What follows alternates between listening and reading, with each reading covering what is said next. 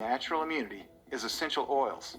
Here's Dr. Eric Zelensky describing how essential oils were even used to combat the bubonic plague. It's an unbelievable story about taking oils like cinnamon, clove, eucalyptus, lemon, rosemary together and combining them in such a way where the vapors actually themselves combat the volatile organic compounds from the plague, from the virus. We actually see research, a very similar blend was researched recently, a clinical trial that actually shows it kills the flu virus. Just flat out, it kills. And again, clove, cinnamon, eucalyptus, rosemary, cinnamon, you all work together. It's a synergy. It's a synergistic effect, and they combat viruses. I found this 1911 book from the Carnegie Library that started talking about essential oils with everything from pertussis, whooping cough, and pneumonia, and just infectious disease. In the early 20th century, that's all that they used.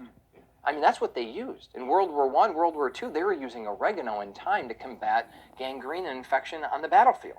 So what happened? Well, we look at it, well, antibiotic happened.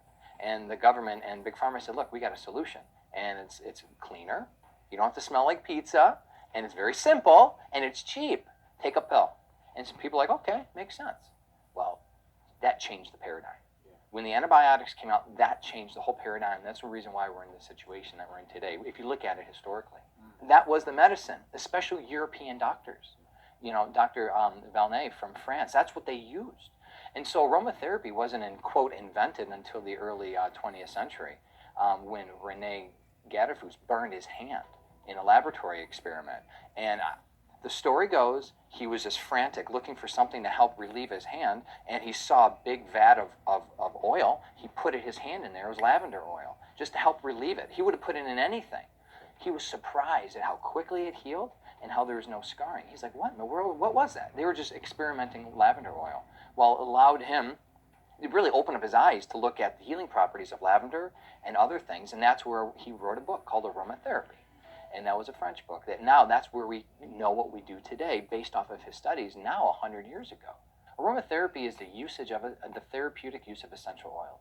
And there are three different ways you can use essential oils. Aromatically, and that is through a diffuser. You can apply them in a nebulizer or an inhaler, you know, like a steam sauna with eucalyptus, perfect. Also topical. You could apply essential oils topically, or you can ingest them, which is a debated topic, but if done safely and wisely, it's very effective. Got some stuff on pneumonia too, because essential oils have been shown. Thymol, carvacrol, geraniol, citronellol, these are the chemicals in oils like lemongrass, oregano, thyme, yeah, and thymol, thyme, geraniol, rose. These are oils that have been proven to kill pneumonia. So what we see with whooping cough specifically is going back to the research that we see in 1911. They were injecting a 20% dilution in almond oil. So they had sweet almond oil in a 20% dilution of camphor. I mean, it knocked whooping cough in its pants. So camphor also is a main chemical in rosemary. So rosemary is a very common oil.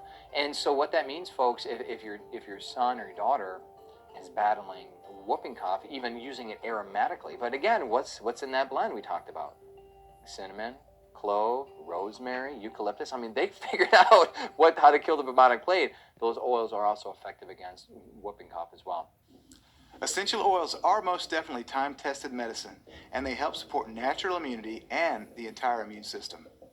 Macrophages are important cells of the immune system that are formed in response to an infection or accumulating damaged or dead cells. They're large, specialized cells that recognize and engulf and destroy target cells. Here's Dr. Marco Ruggiero discussing GC-MAF and Rerum and how they can be used to activate macrophages and even treat autism.